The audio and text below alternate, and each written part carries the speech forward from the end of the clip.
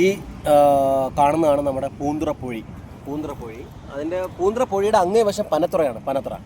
അപ്പോൾ ഈ കാക്കകളില്ലേ, തിരുവനന്തപുരത്തുള്ള മാക്സിമം കാക്കകൾ സന്ധ്യ ആകുമ്പോൾ അടയാൻ വരുന്ന സ്ഥലമാണ് ഈ പൂന്തുറപ്പൊഴിയുടെ അങ്ങേ വശമുള്ള പനത്തുറ. അപ്പോൾ നമ്മൾ ഇവിടെ നിന്ന് ആ പനത്തുറയുള്ള കാക്കകളൊക്കെ ഇങ്ങോട്ട് വിളിക്കാൻ പറ്റും. അപ്പോൾ ഞാനൊന്ന് ശ്രമിച്ചു നോക്കാം ഈ കാക്ക ഇങ്ങോട്ട് വരുമില്ലെന്നുള്ളത്. അപ്പോൾ അതിൻ്റെ ദൃശ്യം നമുക്ക് ഒന്ന് ശ്രദ്ധിക്കാം. ഓക്കെ, അപ്പോൾ ഞാൻ കാക്കയെ വിളിക്കാൻ പോവാണേ.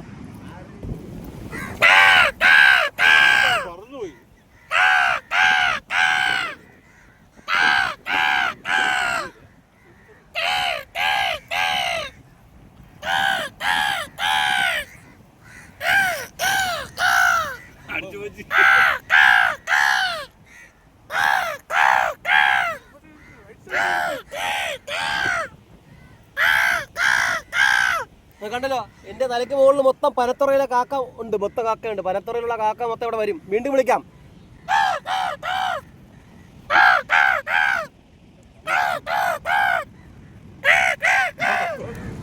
അപ്പോൾ നിങ്ങൾ കണ്ടായിരുന്നു, ഞാൻ പറഞ്ഞു ഈ പനത്തുറയാണ് കാക്കയുടെ വാസസ്ഥലം സന്ധ്യാസമയമാകുമ്പോൾ.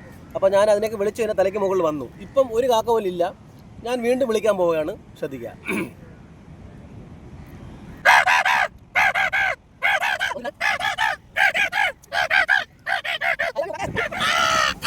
അപ്പോൾ ഞാൻ എന്തുകൊണ്ടാണ് ഈ ഒരു കാക്കയുടെ കാര്യം പറഞ്ഞത്, പനത്തുറ ഭാഗത്തോട്ട് തിരുവനന്തപുരത്തുള്ള കാക്കകളെല്ലാം വരുമെന്ന് പറയാൻ കാരണം എന്ന് പറയുന്നത്, ജൂലൈ 24-ാം തീയതി വരുന്ന കർക്കിടക വാവ്, ബലിവാവ് എന്നറിയപ്പെടുന്നത് അല്ലേ, നമ്മുടെ ഉറ്റവർക്ക് വേണ്ടി, മരിച്ചുപോയ ഉറ്റവർക്ക് വേണ്ടി നമ്മൾ ശ്രദ്ധാഞ്ജലി അർപ്പിക്കുന്ന വാവ്.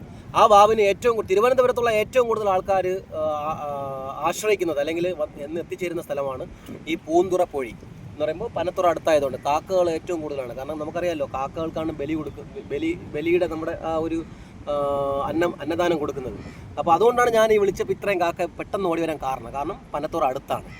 സോ അതുകൊണ്ട് തിരുവനന്തപുരത്ത് ഏറ്റവും ഫേമസ് ആയിട്ടുള്ള സ്ഥലമാണ് പൂന്തുറപ്പൊഴി, പനത്തുറ എന്ന് പറഞ്ഞ ഭാഗം. അല്ലാതെ നോർമൽ സമയങ്ങളിൽ വരുന്നത് തിരുവല്ലം, അത് ഇവിടെ നിന്ന് 1 കിലോമീറ്ററേ ഉള്ളൂ. അപ്പോൾ ഇവിടെ കാക്കയുടെ അവൈലബിലിറ്റി കൂടുതലാണ്.